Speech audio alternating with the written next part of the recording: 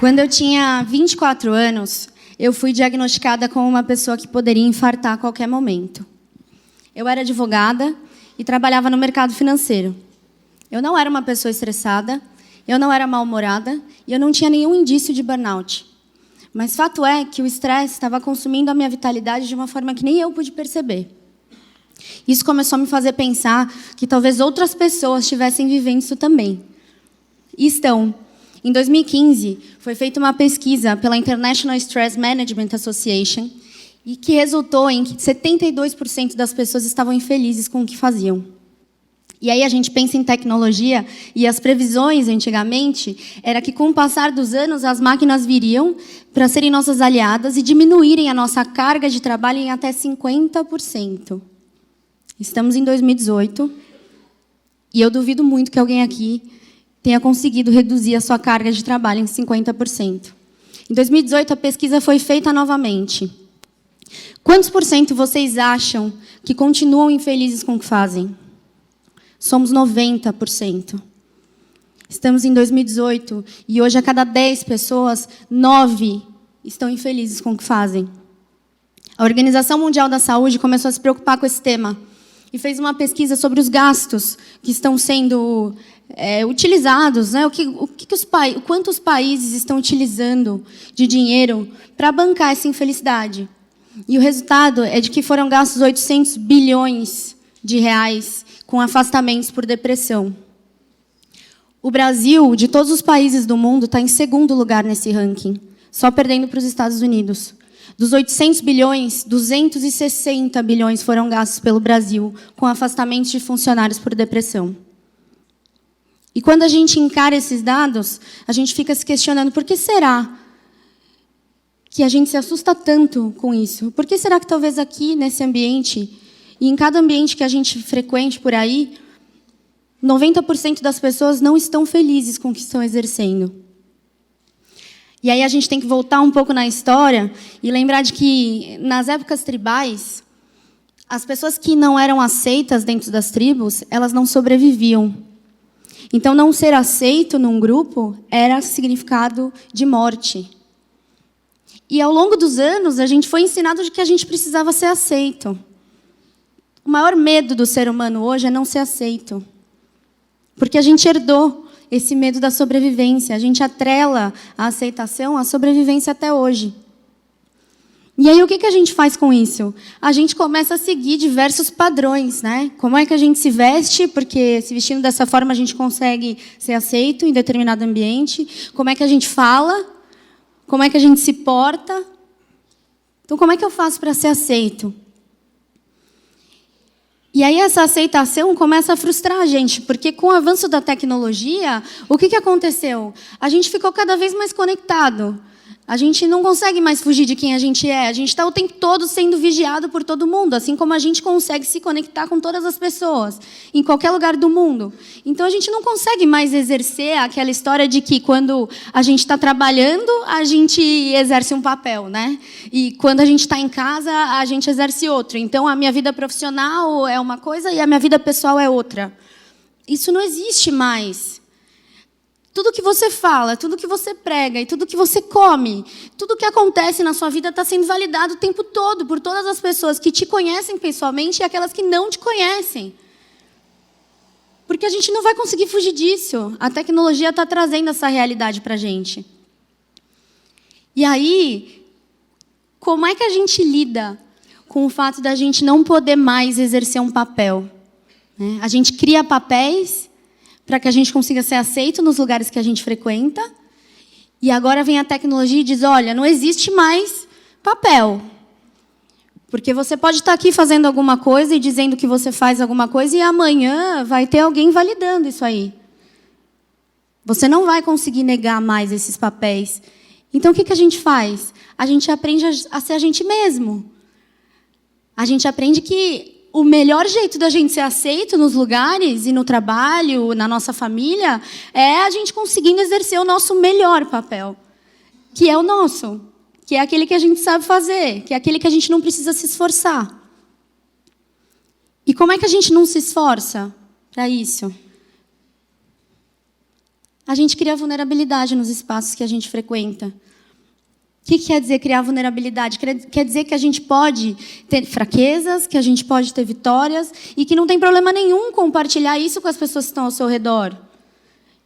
E o problema é, a gente fica insistindo de que nos ambientes de trabalho a gente não pode ter fraqueza.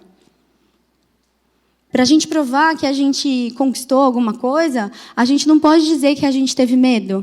Vulnerabilidade é eu poder dizer para vocês que não é fácil estar aqui. Não é fácil subir nesse palco. Eu tive medo, eu tive vergonha, eu chorei. Não foi fácil para mim. E está tudo bem.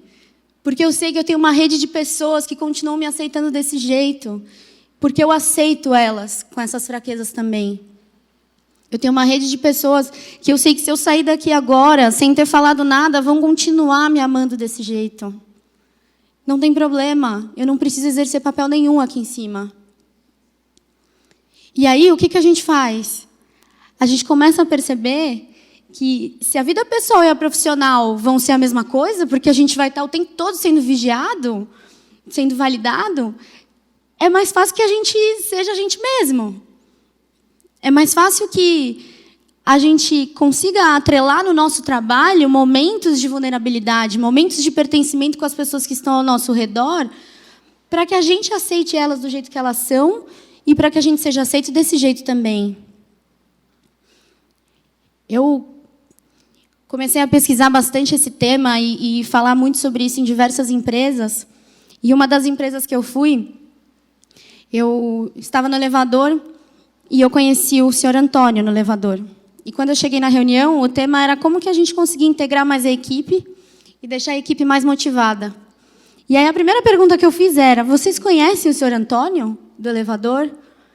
E aí me disseram que não. Ninguém conhecia o senhor Antônio. O senhor Antônio era um senhor de 75 anos, que há 5 anos trabalhava naquele elevador, todos os dias limpando o elevador. Ele tinha pedido para a empresa para ser contratado depois que a mulher dele faleceu, porque ele não queria se sentir sozinho. E ninguém conhecia o senhor Antônio. Eu tenho certeza que depois daquele dia, todas aquelas pessoas passaram a conhecer o senhor Antônio, se interessaram pela história do senhor Antônio. O senhor Antônio nunca mais vai se sentir sozinho. E a gente precisa fazer isso onde a gente está. A gente precisa conhecer os senhores Antônios. A gente precisa contar histórias nossas. Querem mais uma história? A minha.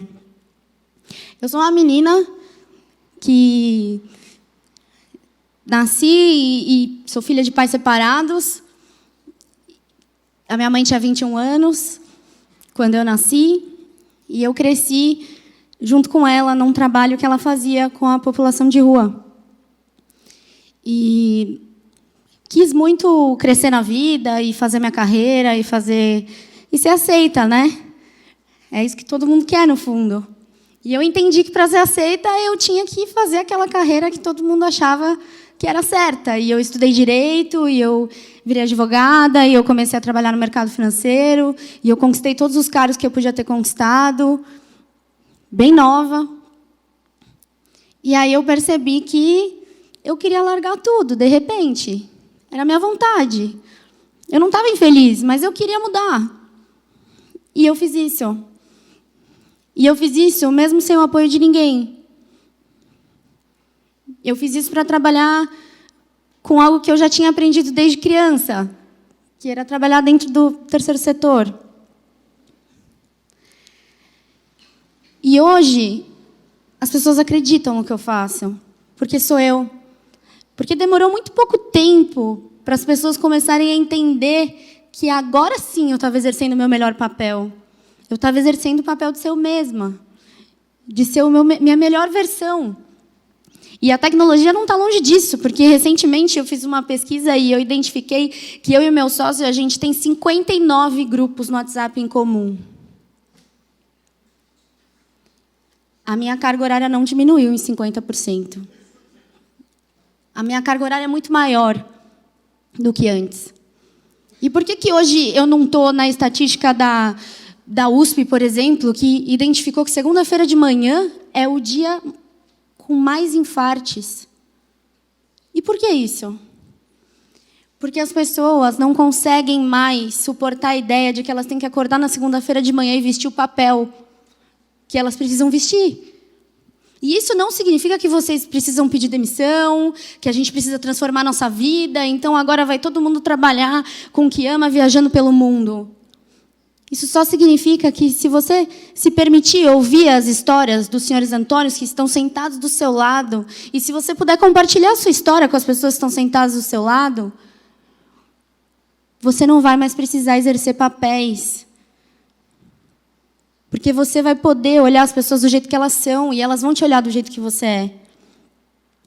E aí o trabalho, ele é mais uma coisa agradável que você faz ao longo do seu dia. E só. E a gente costuma ter muito medo de contar as nossas fraquezas. A gente acha que a gente vai perder alguma coisa, e o que a gente ganha é uma grande rede de pessoas, uma grande rede de suporte, que vai estar com a gente. E que, ainda que a gente tropece por aí, a gente sabe que a gente tem essas pessoas que aceitam a gente como a gente é. Porque em nenhum momento a gente diz para elas que a gente não ia errar.